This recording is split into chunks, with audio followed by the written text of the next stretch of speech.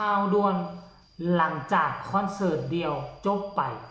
อายมาโพสต์เคลื่อนไหวร่ายยาวเต็มหน้ากระดาษถึงบรรดาพ่อแม่FC ว่าแบบนี้กราบทักทายสบายดี FC ทุกท่าน FC ทุกคนมาพบมาพอกับค่อยเจเบาลาวอีกแล้วท่านผู้ชมมาในเช้ามื้อนี้พบพ่อกันได้ข้อมูลข่าวสารมาจากเพจลักของตัวศิลปินตัวน้อยดาวเด่นดาวดังของทั้งเสียง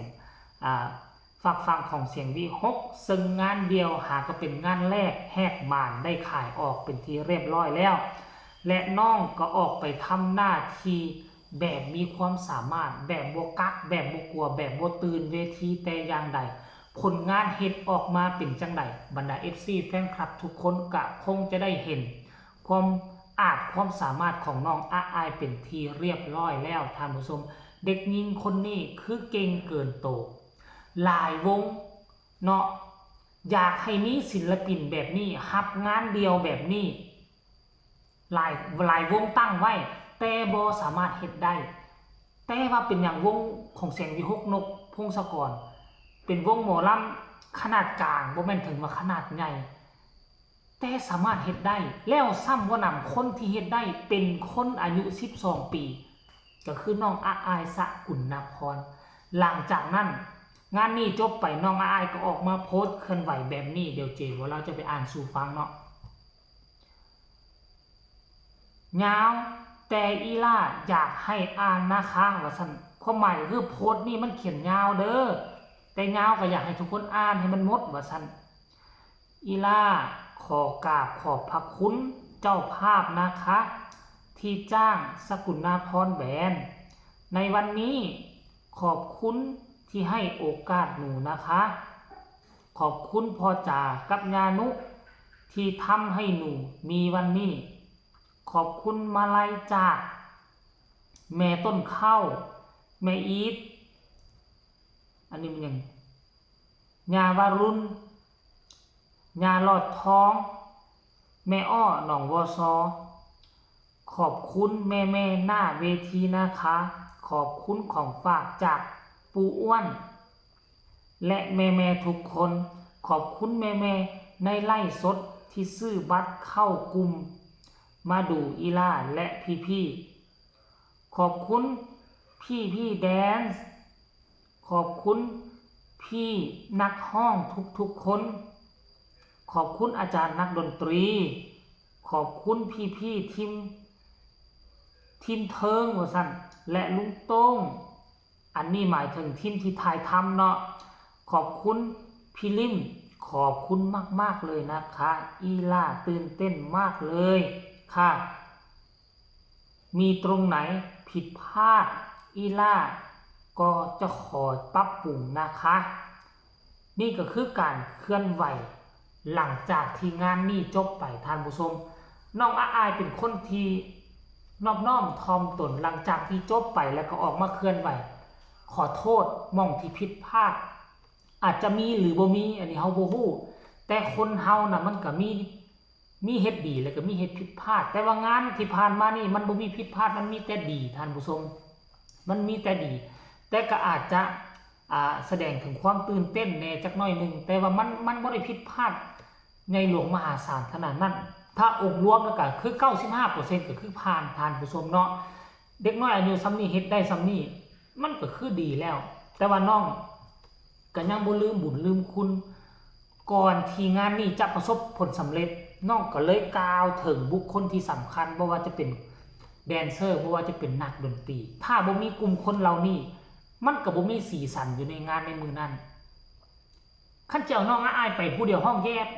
อยู่มันก็บ่เหมาะสมแล้วมันก็บ่ม่วนมันต้องมีแดนเซอร์มีหางเครื่องเหล่านี้เป็นต้นแล้วซ้ำบ่น่ะแม่นอยู่ว่างานเดียวรับงานเดียวเป็นแบรนด์ของน้องอายเองแต่ถ้าเอาน้องอายไปห้องแต่ต้นจนจบมันก็ตายติท่านผู้ชมเด็กน้อยอายุ12ปีจะมาห้อง 2-3 ชั่วโมงมันก็เป็นไปบ่ได้มันก็เลยไปเซิร์นศิลปินผู้อื่นศิลปินวงอื่นศิลปินผู้อื่นมาจอยกันคนที่ถึกเซิร์นเป็นหลักก็คือน้องอายเป็นงานน้องอายต้องเป็นผู้ปิดทองหลังพระต้องให้ศิลปิน เขาเอิ้นว่าคันสิว่าปลายแถวก็ว่าปลายแถวศิลปินรับเชิญเนาะขึ้นก่อนปูทางไปบาดฮอดสมมาภาควันแล้วตัวรักตัวดีก็คือน้องอายเจ้าของแบรนด์ที่เขาเชิญมาโดยเฉพาะมาขึ้นอัดท้ายขั้นกรณีว่าเอาศิลปินตัวรักขึ้นก่อนบรรดาท่านผู้ชมได้เห็นแล้วปุ๊บก็หนีซั่นตัวงานยังบ่ทันแล้วคนก็หนีก่อนพอได้เห็นแล้วเด้ได้เห็นสกุลพรแบรนด์แล้วเด้มันก็เลยสิเป็นลักษณะแบบนี้ก็เลยเห็นศิลปินคนอื่นบางคนก็สิถามอ้าวหากว่างานเดียวเป็นหยังต้องเอาศิลปินคนอื่นมาแน่ซั่นน่ะโอ้ย งานเดียวมันก็ต้องเอาศิลปินคนอื่นมาเพื่อเฮ็ดให้ท่านผู้ชมได้เห็นหลากหลายซีซั่นจะให้นักห้องคนเดียวห้องบาดโธขนาดนักห้องดังระดับเสกโลโซเขาก็ยังมีการเชิญเอาศิลปินคนอื่นมาร่วมนำมาจอยนำเพื่อเป็นการขั้นกลางเพื่อเป็นการขั้นเวลาให้นักห้องตัวรักเขาได้พักได้พรเต็มที่ท่านผู้ชมเนาะอันนี้แหละก็คือการเคลื่อนไหวล่าสุดของน้องอายหลังจากนั้นน้องโพสต์ไปบ่พอเท่าใดคนมากดไลค์เกือบ 5,000 คนมากดแชร์เป็น100กว่าและคนมาคอมเมนต์เป็น500กว่าคอมเมนต์เดี๋ยวเจบ่แล้วจะไปหยิบยกเอาความรู้สึกของบรรดา FC แฟนคลับหลังจากเห็นความสามารถของสกุลพรแบรนด์และเขามีความคิดความเห็นแนวใดเดี๋ยวเจบ่แล้วสิไปอ่านสู่ฟังเด้อเก่งมากค่ะน้องสาวอายว่าซั่นอันนี้คือดนธนดลบ่เสียงดีฮกขอบคุณค่ะพี่ชายผู้ต่อมาเก่งสุดยอดเกินวัยมากน้องสาวว่าซั่นนี่วัยนี่วันนี้เก่งมากลูกขอบคุณค่ะป้าเปิ้ลอายมาตอบโหแฮชแท็กที่1เลยว่าซั่นเด้หนูเก่งมากแล้วหลานสาวไม่อย่างนี้ขี้พัฒนาซี่พัฒนาไปเรื่อยๆหนูซี่พัฒนาไปเรื่อยๆหนูจะเก่งเหมือนพ่อจ๋าครับอีล่าเก่งมากลูกสนุกครั้งแรกยังทำได้ดีขนาดนี้สุดยอดจ้าลูกโอ้มีคนคอมเมนต์ให้กำลังใจหลายเลยซอกคอมเมนต์สุดท้ายซะเอาเก่งมากลูกฝึกฝนพัฒนาต่อไปสกุลพรแบรนด์ปังๆค่ะอันนี้คือส่วนหนึ่งของความคิดเห็นของบรรดา FC แฟนคลับเห็นความสามารถน้องอายไปยืนเวทีในงานเดียวก็เลยพากันเข้าไปชื่นชมกันมากมายกายกองกันเลยหวังว่างานหน้าจะคุณภาพดีและสนุกสนานหลายกว่านี้อีกตึ้มคลิปนี้ขอฝากเอาไว้สำหรับฝากทุกคนกดไลค์กดแชร์กดติดตามเพื่อจะไม่พลาดในคลิปต่อไปที่สำคัญจะกดข้ามโฆษณา